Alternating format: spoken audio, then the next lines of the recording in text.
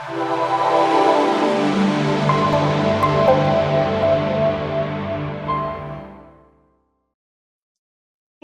it is my great pleasure to introduce Roger Ort. I have personally had Roger twice in my class to talk about all his cool science, so I'm excited to see what's going to share. He's a PhD student in geosciences and biogeochemistry dual title. He's a fourth year, and he's going to share a little bit about of his background. He's here also to talk about the macrobes for microbes. How many of you know who microbes for microbes are? Okay, then this is even better. Thank you, Roger. Take it away.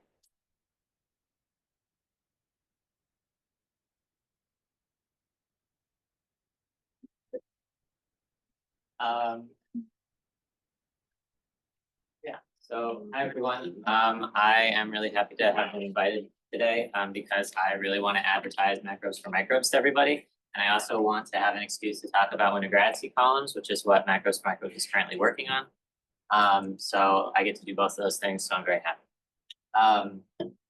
A little bit about me. I was kind of already introduced. My name's Roger. I'm actually over in the geosciences department over in Earth and Mineral Sciences, which is like a good 20-minute walk away. I'm cloistered over there, but I'm in the geosciences and biogeochemistry dual title program, and a lot of my work has to do with biogeochemistry. Here I've got some weird acid mine drainage bacterial films in the background. And I mostly research methods of using novel microbes to hasten the remediation of acid mine drainage contaminated waterways. Yeah, and then I work in the Macalati lab over in the Dyke building, which is quite far.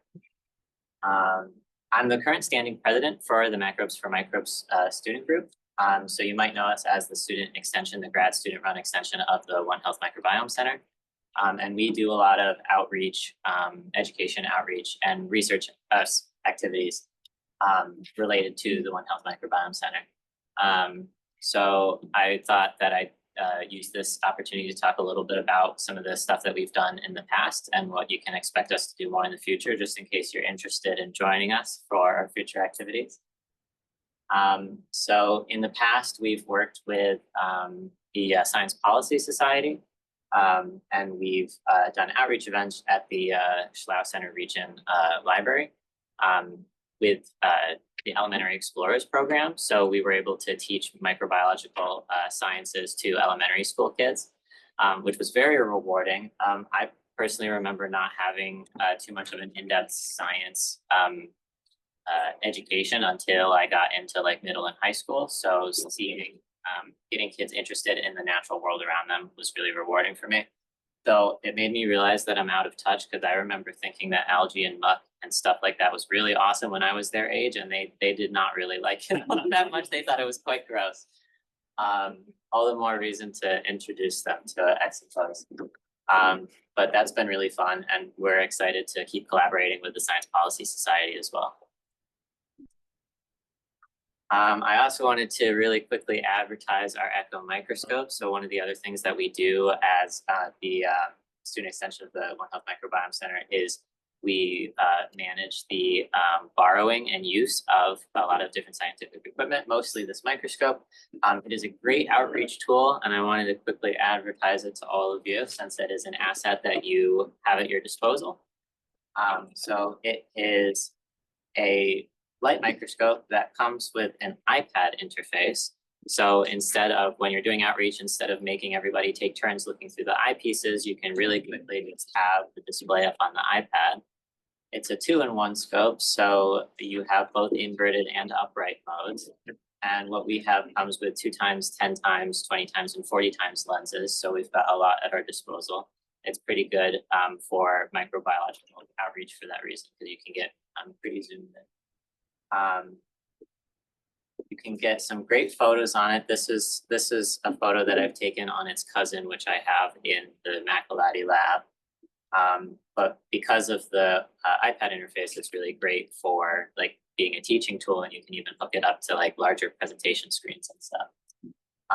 So I just wanted to really quickly advertise that to you, because if you email me, we could talk about you getting trained and started on it if you were interested in using that microscope. since we have it at our disposal. So if you want to learn more, we have a new website. You can follow this QR code link. It'll take you to the website. If not, let me know and we can get you hooked up with the link. But yeah. And then lastly, what I think is probably one of the most important parts of Macrobes for Microbes is that we work hard to unite microbiologists across campus and also across different campuses in the Penn State network. So I've said it already, I'm over in the Dyke building. It's very far away. There's only like maybe 4 microbiologists over there, so I'm a bit cloistered. So it's really nice to have access to community over here and also student and grad student community through Macrobes for Microbes. So I think that especially because on a campus like this, we actually don't have one unifying department program. So it's really great to be an extension of the Microbiome Center and get to bring people together across all these disciplines. And then not only are we all studying microbiome sciences, but we're coming from geoscience, animal science, veterinary science, agricultural and soils, and also civil and environmental engineering. I know a lot of people who filter over there for some reason. So I think that's been a really great part of it. So the community for me has been really great. We've done a lot of meaningful research or outreach. And some of my favorite memories of this is working with the Pastoral Agricultural Museum, which you might be familiar with. We have tabled in past years at their Pasto Ag Progress Days events. And we had a lot of local community members come through and ask us so many great questions about all this microbial outreach and research that we're doing. So we had the great opportunity to create a bunch of outreach materials for this. So you can get a peek at our Winogradsky column over here, which I'll have more close-up pictures later of. But for example, here's some of the work that we produced. You might be more familiar with these metrics than potentially the average person who is coming across our table.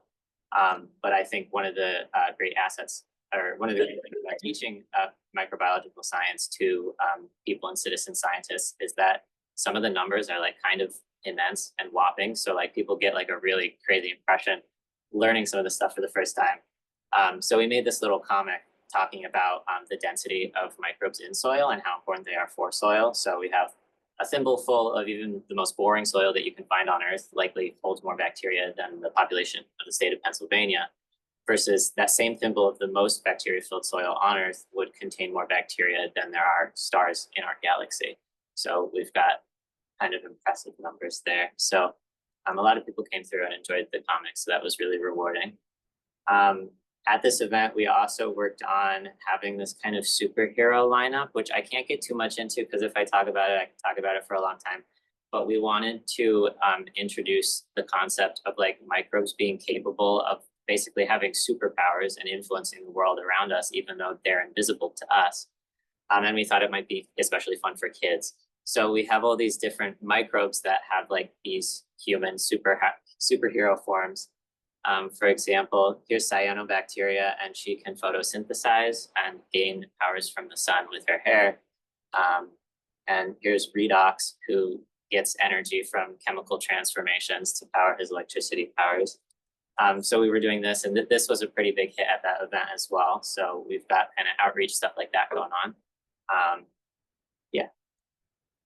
So we've worked a lot with the Pastoral Agriculture Museum in the past, and we're going to continue to be working with them. This is kind of the transition between what we've done in the past and what we're planning on doing in the future. Since our table was really effective the last time we were at the Ag Progress Days, we were talking to Rita Graff about the possibility of having a permanent installation, which is something that we're developing now. And that permanent installation is this idea of having a Winogradsky column where people could vote on where they would want to take the soil from and where we would want to observe microbial development from. So at the Pasto Ag Progress Days, we had this chart and people voted democratically on which they wanted to see. And we ended up with these three. People were interested in seeing local acid mine drainage, local farm soil, and old growth forest. So we are obtaining local samples of all of these soil and water materials, and we're going to create a Winogradsky exhibit, a giant panel. This maybe is a bit larger than what we're actually going to install, but the idea is that we would have this giant imposing panel that would be, or series of panels, since we're using 3 soils, that would then become a permanent exhibit in the Pasteurag Museum and would actually change and develop over time, not only months, but potentially years. So I think that's a good segue to start talking about exactly what a Winogradsky column is, though I'm sure a lot of you are familiar with it. So Winogradsky columns are a really elegant and simple microbial culturing tool. They were invented by a Russian-Ukrainian soil scientist named Sergei Winogradsky. And in the 1800s, he was developing this idea of biogeochemical cycling, which at that time he was calling the cycle of life, essentially. He also discovered chemosynthesis or chemoautotrophy, which at the time he called chemosynthesis because they didn't have a concept for autotrophy yet. But he came up with this really simple idea where you would take a cross-section of soil and water from any kind of environment, provide it nutrients such as cellulose and sulfate, and then also give it access to water, or also give it access to sunlight. And over time, you would get this development of microbial communities. So really simply, you can start with any kind of jar. I think the simplicity is a real asset in its design because you could have something fancy. You could go with glass, you could go with a serum vial, you could go with any kind of plastic water bottle, which I've made them in plastic plenty of times. And you can fill with water and a layer of soil. And then given these factors, so providing sunlight, time, and then also providing nutrients. So you can provide different nutrients depending on kind of what you're trying to cultivate. So that could include organic compounds like cellulose. It could include sulfate because we can culture quite a bit of sulfur cycling microbes. Provided these, you get this stratification of layers that occurs over time that develops. So here we have a quick time series of some of the, we took a picture about every week or so when we were developing one of our prototype Winogradsky columns. So at week 0, we've created this base of diatomaceous earth, which provides a scaffolding for the microbes to form colonies in, but also a pretty nice light color so you can see when the colors show up.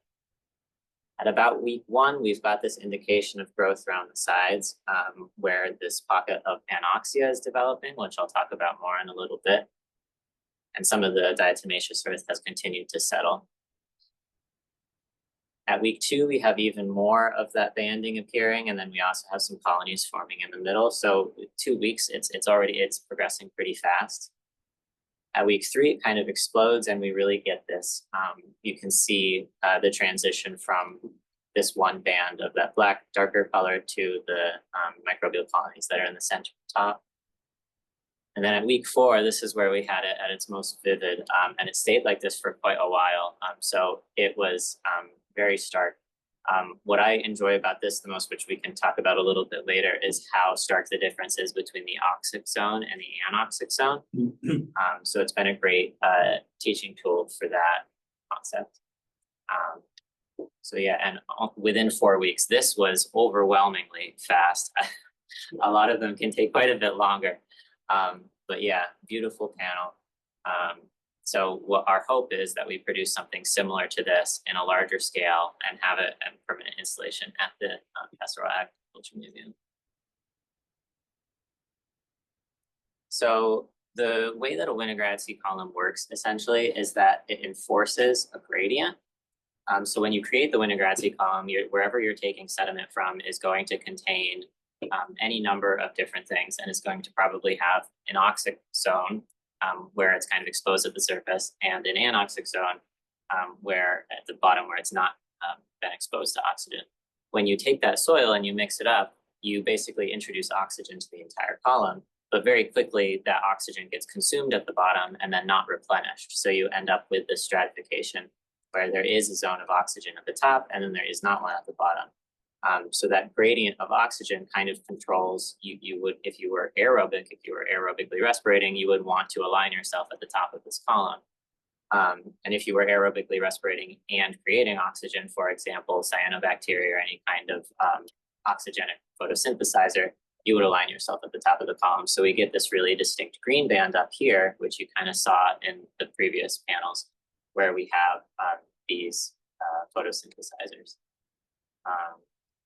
Furthermore, once that pocket of anoxia develops, we're bringing in our sulfur cyclers who are, I don't want to say allergic to oxygen, but they don't really enjoy its presence so much. And they are producing a lot of sulfide. So you get this really iconic black banding. So based on this whole idea of these two competing gradients, you end up with a really consistent strata formation over time. Furthermore, I think the Winogradsky column is a great tool to teach about the redox ladder, especially because the Winogradsky column kind of lays this whole complicated invisible scheme bare and basically color codes it, which I think is it kind of interesting. So the idea being is that we have this redox ladder which underlays almost all microbial metabolism and kind of controls the stratification of this Winogradsky system, but also reveals itself in the environments that we're researching. So, for example, aerobic respiration is yielding the most energy for these microbes, and we have this at the top. Denitrifiers and manganese reducers can often be invisible, but will align themselves between this area and this iron reduction and iron oxidation layer, which can often appear as this kind of rust orange. So by knowing where this is occurring and this is occurring in a Winogradsky column, you can actually kind of visualize where these more invisible steps are occurring as well. Versus we have sulfate reducers, and sulfate reducers can come in a variety of colors. You can have purple sulfur bacteria, green sulfur bacteria, and then we've got our sulfide producers as well here at the bottom, including, we've also got methanogens, which will produce methane, which is a little bit more invisible at the bottom here as well. So because the structure kind of controls the way that microbes niche partition, basically in any environment all across the world, yet it's kind of invisible and hard to intuit. The fact that the Winogradsky column basically labels all of them with distinct colors and puts them in order, I think is kind of an incredible teaching tool, and kind of the value of that is really undersung. So I really like this. The idea of this niche partitioning, I think, is one of the really important parts of this. What we see over and over again is that this stratification will reproduce and reproduce and reproduce. You can get soil from a lake environment up in New York. You can get soil from a farm environment here in Pennsylvania. You could go pretty much anywhere on Earth, get inoculum, and microbes would rearrange themselves into this stratification because they are aligning themselves with neighbors where they can get the redox materials that they need. They're aligning themselves where they can get the oxidants and reductants that they need to do their metabolism. And it just so happens that that adheres to this invisible redox ladder. So we get this stratification over and over and over again. So I think that that's really interesting.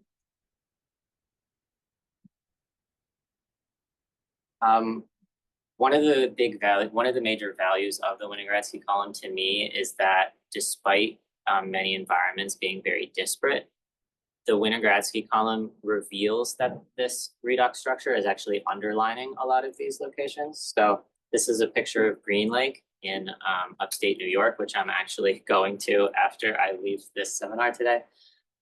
It is a meromictic lake, so it's permanently stratified, meaning that it does not mix or turn over like other lakes. And because of that, you end up with an upper layer filled with algae and cyanobacteria, a middle layer filled with sulfate-reducing bacteria, and a lower layer filled with sulfide. And that should sound pretty familiar because it is exactly the layout of a Winogradsky column. So meromictic lakes all over the world all look like this. They're permanently stratified. They are a giant aqueous Winogradsky column that can be up to like 50 meters deep or more. So that's always been very fascinating to me. I went to Utah a year ago, and I was looking at these kind of biocrusts, these salty biocrusts, and I would pick them up and I would see a green layer, an orange layer, and a purple layer in that order, no matter where I picked it up from. Trout Bog, very similar. I worked there a couple of years ago, and it was stratified as well. So you had this layer of algae at the top, Fluorobi right below it, which is a green sulfur bacteria. Even though this was only about 8 meters deep, it still was creating these strata similar to Green Lake. And I like to think about it a lot in the context of acid mine drainage because I'm interested in acid mine drainage remediation. Over in Spain, where acid mine drainage has been a problem for almost 3,000 years, we've got these huge mining pits that have been basically abandoned. And they are on natural lakes. They form these same strata that are similar in Green Lake. And provide an opportunity for sulfate reducing bacteria to form sulfide in the bottom of these lakes, which is really interesting because sulfide will actually bond with metals, heavy metals, and precipitate them out of solution. So by these lakes basically being this recreation of Winogradsky column because of the underlying redox ladder kind of enforcing that, microbes are actually naturally remediating their own environment, their own acid mine drainage environment. So I think that's absolutely fascinating. And the fact that we can put some soil in some glass and see that ourselves on a small scale and also keep it on our desk is kind of incredible. I wanted to pull up this picture and talk a little bit about the actual column that we had, since I think the fact that there's kind of an aesthetic value to the Winogradsky column is also a kind of asset that isn't really often mentioned when we're talking about Winogradsky columns. So I think obviously it's a great teaching tool because we can really plainly see all of these different delineations here. We have this sulfide layer, and then we have this layer with no sulfide, so we can see this redox boundary occurring across this whole environment. We can see multiple different colors of cyanobacteria and algae. This is clearly something different than this. We've got this different structure over here than up here, and we've got these pink bands all around the edges here showing us where purple sulfur bacteria are thriving and producing this sulfide. And I think that that's extremely valuable, but I think something that is also really valuable is that this is interesting to look at. And for a microbiologist, we're thinking, well, obviously, because we'd look at any microbe because we're interested in them. But for the average person who doesn't go about their day-to-day life thinking about how much microbes influence the environment, they might be more inclined to look at a museum exposition or a museum installation if it is interesting to look at. So not only is there like this kind of inherent aesthetic value that I think it has personally, the fact that it looks interesting could actually draw more people into learning about this concept, especially because this is happening everywhere all the time, and we just don't see it because it's hard to see. So all we have to do is pull it out and hang it up. And it's not quite that hard either. So I'm very surprised that it doesn't happen more often. But I wanted to also highlight that there are people making installations like this. So this is a picture from the Exploratorium. I think it's San Francisco or San Diego, sorry, in California. And they have this huge panel here. It is a giant Winogradsky column, and you can look up different pictures online, and it's changed and developed over time. But this is one of the biggest, most prominent large ones. There just aren't that many installations like this. And I think that that is a huge shame because it's really easy to make them because you just have to throw a bunch of soil and water in a glass container and let it sit there. So that was kind of a lot of the motivation behind making our Winogradsky column exhibit for the Pastoral Agriculture Museum, which we're working on, and we're in the prototyping stage. So if anyone's interested, now is a really great time to join Macrobes for Microbes. I also just wanted to highlight, I've got a couple Winogradsky column / ecosphere jars, and I couldn't really get into ecosphere jars too much because I could talk about that for a while too. But I think when we're talking about aesthetic value, we can talk a lot about kind of bridging the gap between the Winogradsky column and the ecosphere jar. So this is one of my favorites. This is an acid mine drainage contaminated one that I made. And one thing that I found really interesting about making this one is that over time, this band appeared, this soil used to all be orange, just like this one was. And over time that changed and this band appeared.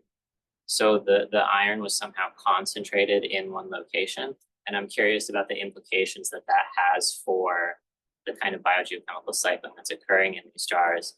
So I think that having a lot of access to people having access to watching this occur is kind of major. And you don't have to have a huge panel. You can have a little jar on your desk. I think everyone should have a little jar.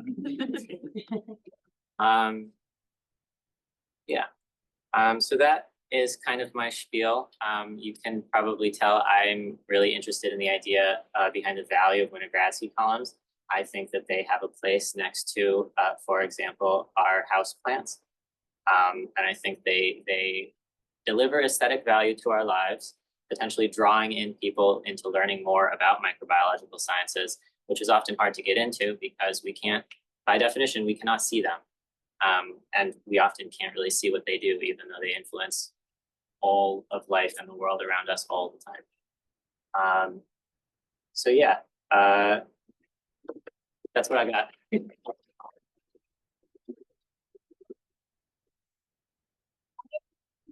Patients, quick questions for, can you handle the questions?